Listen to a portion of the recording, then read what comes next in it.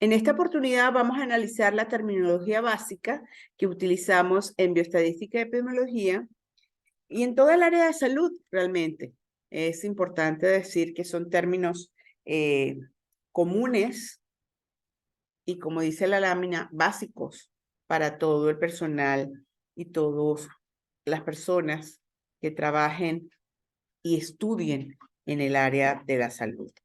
Antes había el término área médica, pero es que no solamente los médicos son equipos de salud.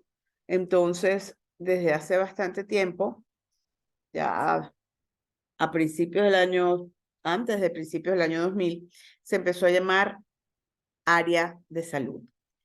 Y fíjense ustedes que hay varias facultades que no se llaman facultad de medicina, sino facultad de ciencias de la salud.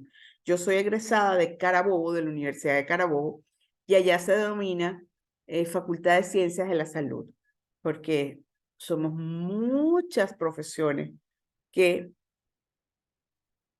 vamos a integrar esta gran área de la salud. Entonces, comencemos.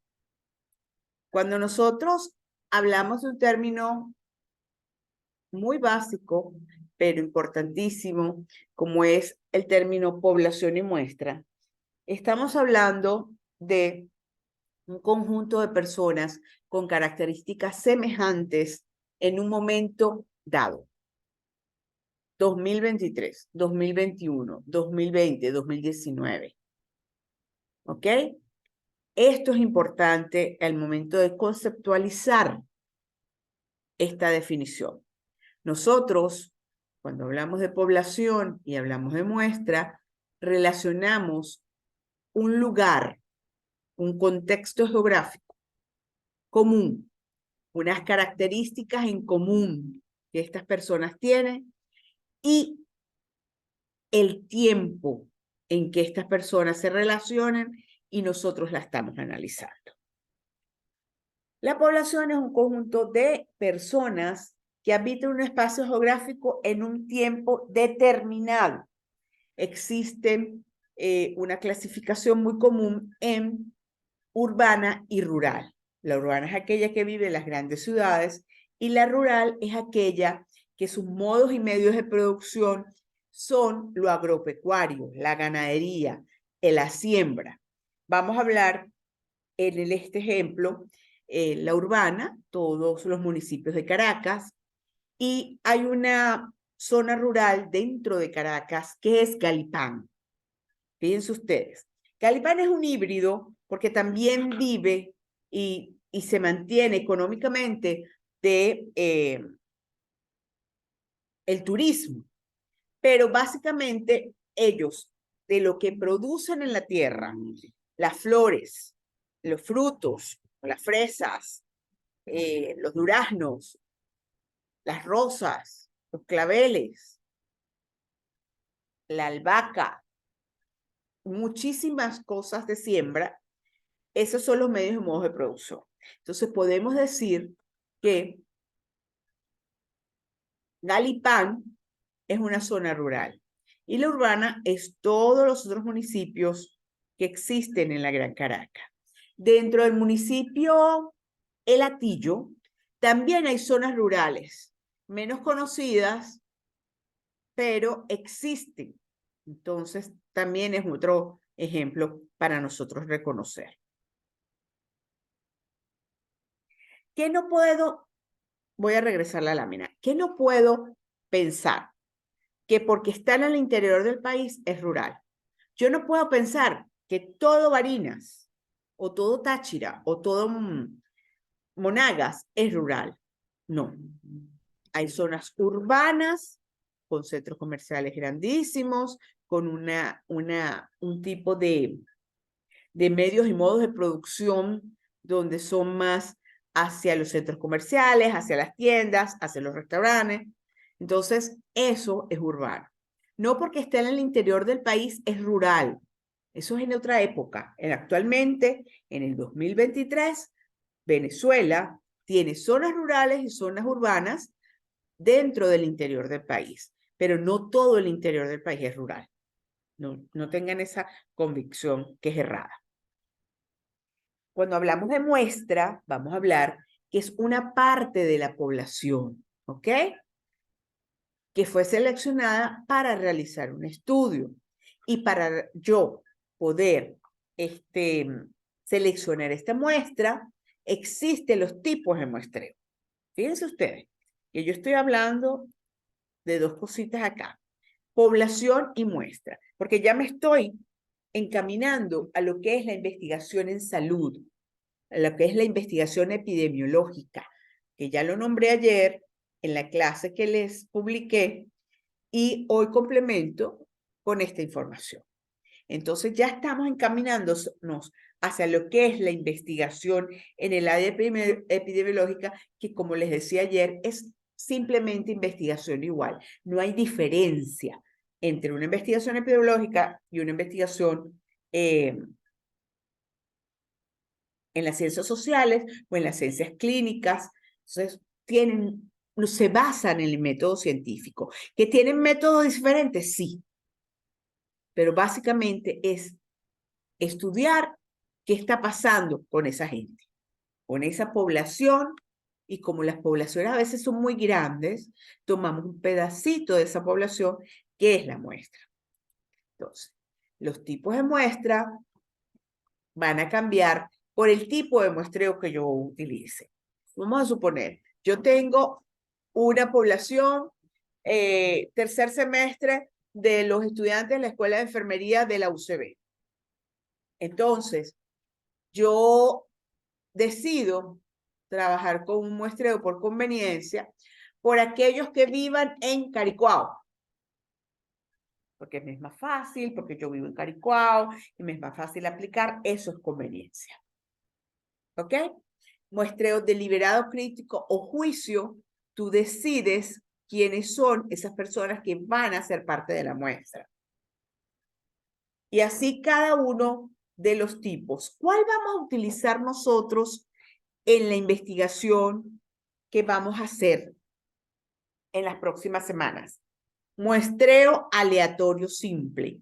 Cualquiera de las personas de la población tiene la posibilidad de participar en la investigación. Entonces, estos son para que ustedes más o menos lean, sepan cuáles son, pero nosotros en nuestra investigación vamos a utilizar muestreo aleatorio simple. No por conveniencia, no por bola de nieve, no por cuotas, no por conglomerados estratificados. Muestreo aleatorio simple es el que vamos a utilizar este semestre. ¿Ok? Además, cuando nosotros iniciamos, y se los dije ya en una oportunidad, que fueran observando, no una observación científica, sino una observación normal, que ustedes van a ver, sentarse en una esquina y van a ver sus comunidades. En la próxima clase vamos a analizar qué vieron ustedes de esas comunidades. ¿Ok? De manera que nos podamos clarificar. Porque cuando yo hago una observación científica, comienzo aplicando el método científico. Cuando yo me siento en una esquina a esperar a el novio, el amigo, la hermana, el cuñado, el que sea que estás esperando porque te va a traer una plata, tú simplemente observas a la gente. Mira, la gente tiene toda su ropa limpiecita, la gente está a la moda, está lloviendo y nadie anda con sandalias, se están cuidando los piecitos, porque con mucha agua baja vidrio, baja ciertas sustancias que son tóxicas para los pies.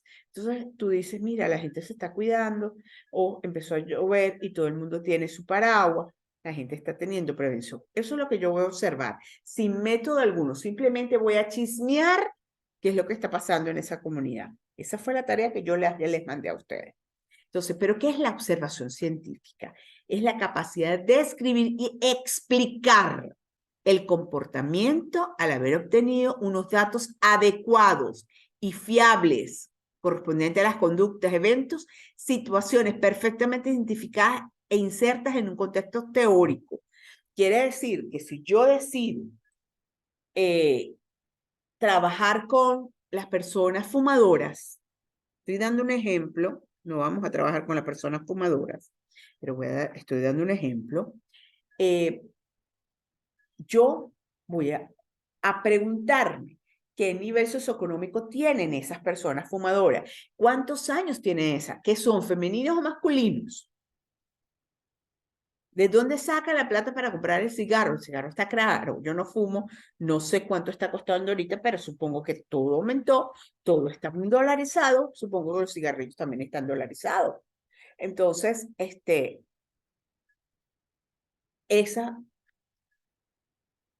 ese dato preciso, fiable, adecuado de los fumadores, en este caso de mi ejemplo, me va a permitir a mí hacer una observación científica y debe llevar una variable, porque la variable es lo que cambia y nosotros eso es lo que vamos a estudiar. Los fumadores, pero ¿qué de los fumadores? Voy a cambiarles el ejemplo. Uso del método anticonceptivo preservativo. ¿Quiénes usan más el método anticonceptivo preservativo? ¿Los hombres o las mujeres? Esa va a ser mi estudio. Entonces, esa variable debe ser medible, que cambia a lo largo del experimento. No vamos a hacer experimentos, pero cambia a lo largo de la observación. Yo voy a estudiar las mujeres en vacaciones, las mujeres y los hombres en vacaciones, y desde finales de julio hasta mediados de septiembre, voy a investigar quiénes utilizan más el preservativo, los hombres o las mujeres, en cualquier población X, ¿ok? Entonces, esas variables pueden ser cualitativas cuando nosotros describimos cualidades del ser humano, como por ejemplo, las de la raza blanca son las que más, las mujeres de la raza blanca son las que más utilizan o proponen el uso del preservativo. O no, los hombres de 25 a 35 años son los que menos les gusta utilizar y proponer el uso de los preservativos. Esas son cualidades, pero cuando la variable es cuantitativa es con números. Yo voy a decir, el 35% de las mujeres estudiadas, tal cosa. El 45% de los hombres estudiados, tal cosa. Entonces ya son números, no son cualidades y descripciones de las personas que son nuestra muestra, nuestra población objeto de estudio, sino son números manejados en porcentajes de los resultados de esa variable. Esa es la diferencia entre una variable cualitativa y una variable cuantitativa. Nosotros tenemos entonces el dato, la unidad, el parámetro, la masa de datos. El dato es la representación de una variable que puede ser cuantitativa o cualitativa, como ya les estaba diciendo. La unidad es todo miembro o integrante de la población que pertenecerá a una y solo una unidad de muestreo. Si yo tengo una persona, y yo estoy estudiando los estudiantes de la escuela de enfermería. Entonces, si yo tengo una persona que está en tercer semestre y en cuarto semestre, y yo estoy estudiando tercer y cuarto semestre, esa persona no puede repetirse. Cuando yo tome la muestra de los de cuarto semestre, esa persona de tercero no puede estar incluida en la muestra de cuarto, porque no se puede repetir. Pertenecerá a una y solo una unidad de muestreo, o la de tercer semestre o la de cuarto semestre. Entonces, ¿cómo hacemos allí? Bueno, por su carga académica, por los créditos. La mayor carga académica o la mayor carga de créditos que ella tenga o él tenga, si son de tercero, pues lo estudio dentro de tercero. Si tiene más crédito, más carga académica en cuarto, va a pertenecer a cuarto. ¿Ok? Entonces, eso es lo que quiere decir la unidad. Los parámetros, un número que se obtiene a partir de los datos de una muestra estadística. Todos los parámetros que nosotros vamos a estudiar. Y la masa de datos no se puede contar, es una cantidad de datos impresionante que por eso es que nosotros tratamos de estudiar a través de muestras. Siempre, la investigación es simple si manejas las herramientas adecuadas. no es depresión, no estar triste. Nosotros hacemos investigación en todo momento. En todo momento estamos haciendo investigación, por lo tanto, nosotros tenemos que verlo como una acción de vida. Cuando yo decido hacer un desayuno, un almuerzo un sábado, lo primero que hago es observación de qué tengo en la nevera. Si tengo carne, voy a hacer una sopa de carne. Ah, pero si tengo pollo y carne, puedo hacer un cruzado. No, tengo pescado, me toco un sancocho pescado. Entonces, esa investigación, la investigación es parte de la vida del ser humano, por eso es la evolución tan grande que ha tenido la humanidad, porque nos pasamos investigando. Abrimos la nevera y entonces tenemos 35% de yuca, 10% de papa, fíjense ustedes, entonces es una investigación cuantitativa porque estoy con números. Entonces, tanto por ciento y decido hacer mi sopa. No, no tengo para hacer sopa. Voy a hacer un arroz con pollo. Esas decisiones a partir de la observación no científica es unos pasos primordiales de lo que es la investigación. Entonces, no puedo sentirme agobiado o agobiada por la investigación. Nosotros lo hacemos a diario. Las estadísticas en salud son importantes, si ustedes ya vieron estadísticas del semestre pasado. Por lo tanto, deben manejar entonces qué es la presentación de los datos, cómo se presentan estos datos. Las estadísticas en salud se basan en lo que es la estadística y es la disciplina que comprende los métodos estadísticos y estudio de métodos científicos de acopio, tratamiento, reducción, presentación, análisis de todos los datos numéricos que nosotros lo encontremos. Otra definición es un campo de estudio relacionado con la recopilación, organización, resumen de los datos. Son muchísimos conceptos que tú puedes encontrar, no solamente en los libros, en internet, y decidir tener tu propio concepto. ¿Ok? El método estadístico que nosotros utilizamos en bioestadística y epidemiología es la de una investigación normal y corriente que hace todo el mundo. Es un conjunto de procedimientos que se emplean para describir y determinar las características de la serie de datos relativo a los fenómenos reales. ¿Cómo se hace? Tiene etapas. Recopilación de datos, organización de los datos, análisis de las series de datos, que esto fue lo que ustedes hicieron el semestre pasado, presentación de los resultados y la formulación de las conclusiones. Fíjense ustedes que esta investigación o método estadístico de investigación empieza ya con la recopilación de los datos, pero nosotros tenemos que caminar desde la observación. ¿Qué observé yo?